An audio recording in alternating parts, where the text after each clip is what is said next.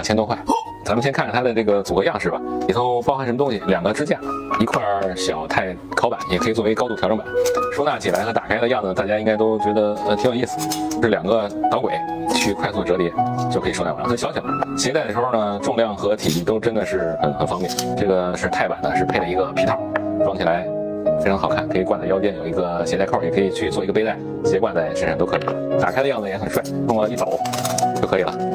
一个是底板，底板是接回板，上面再往下一层是空气导流板，也可以作为木柴去承接的板。